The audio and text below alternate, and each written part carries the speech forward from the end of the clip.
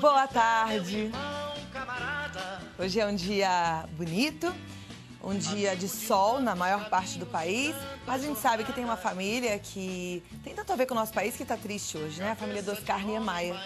Mas mais do que a gente se entristecer, eu acho que a gente também tem motivos para agradecer, né? Agradecer a Deus pela vida desse homem que tanto influenciou a arquitetura do nosso país, ensinou a tanta gente, fez tantos projetos maravilhosos. Oscar Niemeyer faleceu ontem à noite, aos 104 anos de idade, e o Thiago Fanhani fez uma linda contribuição, falando um pouquinho e editou os pontos em que Oscar Niemeyer transformou no nosso país, e a gente vai conferir agora.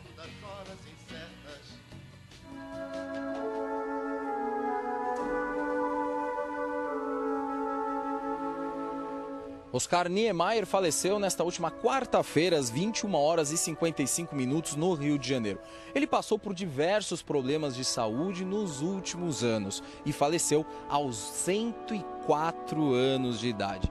Niemeyer tem trabalhos em todo o mundo e aqui no Brasil nós podemos destacar o Projeto Arquitetônico de Brasília, o Museu de Arte Contemporânea em Niterói, o Sambódromo do Rio de Janeiro e aqui na capital paulista temos o Memorial da América Latina, o edifício Copan e aqui atrás a Oca do Ibirapuera.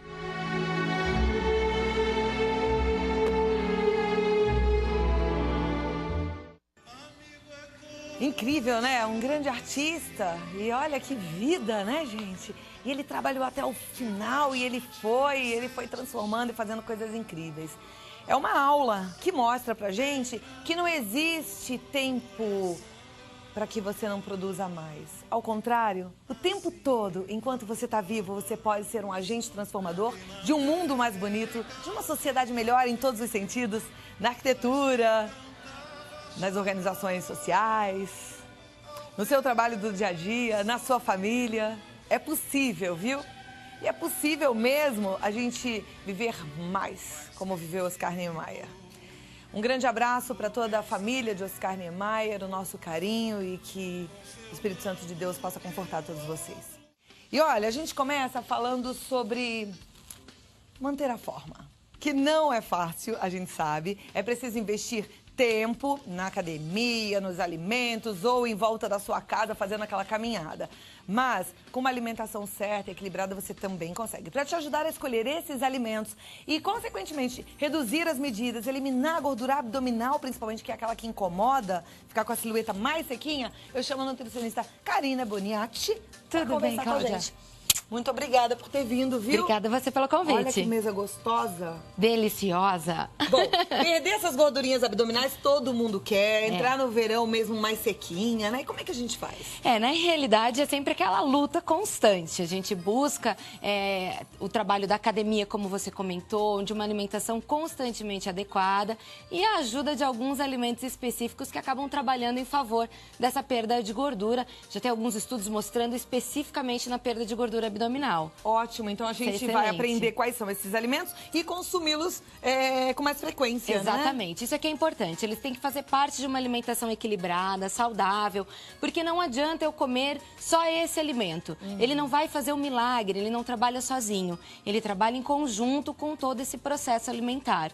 Então, por exemplo, vamos começar falando dos alimentos integrais, toda essa nossa equipe. Esse aqui que eu já comi hoje de manhã, pãozinho integral. O arroz integral para agora a hora do meio-dia. Tem algumas pessoas que têm muita resistência em comer o arroz integral. Aí bem temperadinho, é tão bom. Basta a gente trabalhar esse Eu gosto atualmente culinário. muito mais desse arroz até do que o outro branco. É uma questão de costume também, A gente se adapta. O nosso paladar, uma coisa muito interessante, o nosso paladar ele precisa de 8 a 10 vezes o contato com um alimento para a gente se adaptar a este novo alimento. Olha que dado bom, de 8 a 10 vezes. Exato. Então, se tem um alimento que a gente sabe que é importante, a gente experimenta e dá uma forçadinha nessas 8 a 10 vezes. Exatamente. Isso até para criança, que às vezes a criança tem resistência a comer uma fruta, uma verdura.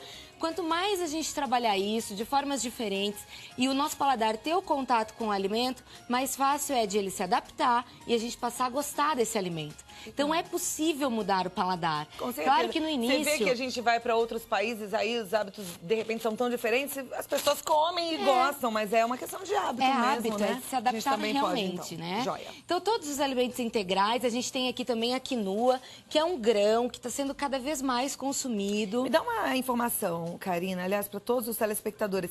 A quinoa, ela tem a mesma quantidade de calorias, por exemplo, de um arroz? Tem. Ela é um carboidrato?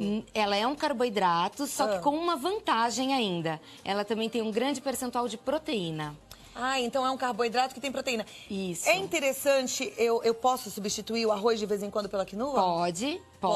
Mas eu não posso, por exemplo, de... comer um arroz, feijão e achar que porque eu tô comendo uma quinoa fria, comer um montão de quinoa. Aí não. Aí não. você tem que, né, você tem que compensar essas situações. Então vai comer um pouquinho do arroz e um pouquinho da quinoa também. Porque às vezes ela tá na saladinha e aí engana, a gente acha que porque tá na salada pode comer à vontade. Aí não, aí você tem que controlar para não comer demais, tá? Mas ela é um substituto do arroz e a vantagem é que como ela tem um percentual de proteína grande, ela dá mais saciedade do que o arroz. Aí tem cada receita de quinoa. Tem uma lá que você pode conferir no nosso site que já foi feita com quinoa, que é divina, com pepino, e é super fácil de fazer, é realmente uma questão de a gente trabalhar isso na culinária, né? Porque ela é excelente.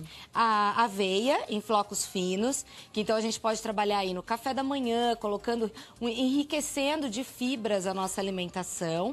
O próprio amaranto em flocos, que é esse outro aqui. Amaranto em flocos? Isso, o amaranto ele é da mesma família da quinoa, aqui já na versão em flocos, mas o grão ele é muito similar à quinoa, só que é mais pequenininho. Também é riquíssimo em fibras, em cálcio, em ferro. E todos os alimentos que têm fibra, o que eles fazem? Eles retêm uma maior quantidade de glicose e de gordura no nosso intestino, então eu absorvo mais lentamente, principalmente a glicose. Quando eu tenho um alimento sem as fibras, vamos supor, o arroz branco, o pão branco, enfim, os alimentos, os carboidratos refinados em geral, eles liberam muita glicose para a nossa corrente sanguínea. Consequentemente, o meu corpo tem que produzir muita insulina. Esse excesso de produção de insulina faz com que eu armazene muita glicose e isso se transforma em gordura. E tem muitos estudos que mostram que quando eu tenho esse pico de insulina sendo produzida, que é natural eu produzir insulina para guardar a glicose. Só que quando é muito drástica essa quantidade, eu tenho uma tendência a estocar a gordura na região abdominal, principalmente. Por isso é que quem come muito doce, acaba ficando gordinho, fica com barriguinha. Mais barriguinha, Naquela época que a gente dá uma descambada e sai comendo um monte de bolo de brigadeiro, aí já acumula um pouquinho de gordura no abdômen. A mesma situação para as bebidas alcoólicas. O álcool, ele é uma quantidade de glicose bem intensa, vai entrar muito na corrente sanguínea, vai produzir muita glicose, insulina, e isso vai ser estocado como gordura. Então é verdade que o álcool da barriga. É verdade. E qualquer um? Qualquer um. Não tem essa história de que só a cerveja da barriga? Qualquer álcool faz isso. Mesmo os destilados. Agora, aqui. Batata yacon, ela é um tubérculo originário dos Andes. A batata yacon tem outro nome em outras cidades, estados, você sabe? Não sei, eu não sei te dizer. Mas tem... acredito que seja da mesma forma. Ela tem o sabor da batata ou da mandioquinha? Da pera. Ela lembra uma pera. Acho que eu nunca comi. E pode ser consumida crua. Não precisa cozinhar. Sério? Sério. Na realidade, ela trabalha como uma fruta. Só que é chamada de batata yacon. Algumas pessoas conhecem, talvez... Tem que descascar pra comer. Descasca. Pega uma faca pra mim, meninas, por favor. Eu descasca e come um pedacinho. O sabor é muito similar à pera. E pode comer crua. É doce, então? Ela tem um residual doce na boca. Mas qual que é a propriedade nutritiva dela? Ela tem um índice glicêmico bem baixinho. O que é isso? Ela libera glicose lentamente na corrente sanguínea.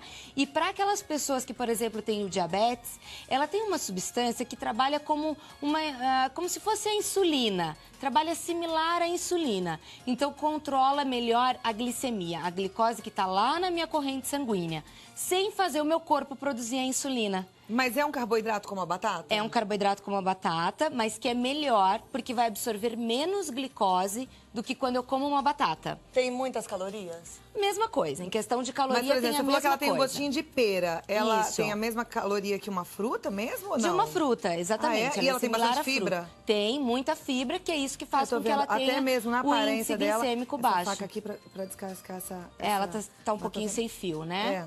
Mas tudo bem. Mas ela é excelente para, por exemplo, colocar em sucos.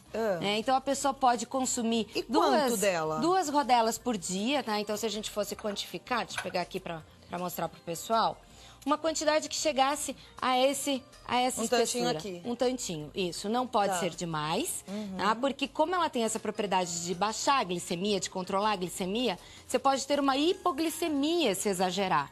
Ah, então, olha, mais uma vez, sem excessos. Parece pera mesmo. Você jura que é uma a pera. A textura daquela pera dura. Isso. Gostei. Então você pode colocar isso todos os dias no café da manhã. Não pode comer uma inteira igual uma pera. Só um pedacinho. Então não pode exagerar na quantidade. Que legal, não conhecia. Batata? Iacom. Iacom. Isso. Joia. Tá? Agora aqui, a gente tem a pimenta. Aqui a gente tem o grupo dos termogênicos. Eles aumentam o nosso metabolismo, favorecendo a queima de gordura. Então a gente tem o gengibre, a pimenta vermelha e a canela. Cada um deles tem algumas particularidades até bem interessantes. O gengibre, a substância que faz essa ficar com o metabolismo mais alto, é o gingerol. E ele também é um excelente antioxidante. Então, além de você trabalhar a queima de gordura, você melhora, por exemplo, a pele. Você vai ter uma pele mais bonita. A capsaicina, que é o que a gente encontra na pimenta vermelha, ela tem a capacidade de aumentar até 10% o nosso gasto calórico. Isso não quer dizer que eu comendo 1 quilo de pimenta eu vou queimar 100%, tá? Não precisa. Na realidade, isso tem que fazer parte da nossa alimentação. Então, por exemplo, na hora do almoço, você colocar um pouquinho de pimenta em uma das preparações, isso já está favorecendo o seu metabolismo. E a canela, a gente tem também uma substância nela, que é o cromo, que ajuda a gente a ter um apetite mais controlado. Então, aquela pessoa que tem muita dificuldade, que tem muita gula, digamos assim, pode usar canela, mesmo em pó, sendo acrescida em frutas, que já vai regular melhor esse apetite. Olha, também perfeita a dica. Tô adorando tudo, viu, Camila? Uma delícia, que bom que né? você tá aqui. Esse aqui é o quê? Esse é o óleo de coco, que é tão falado hoje em dia, né, como um poderoso emagrecedor.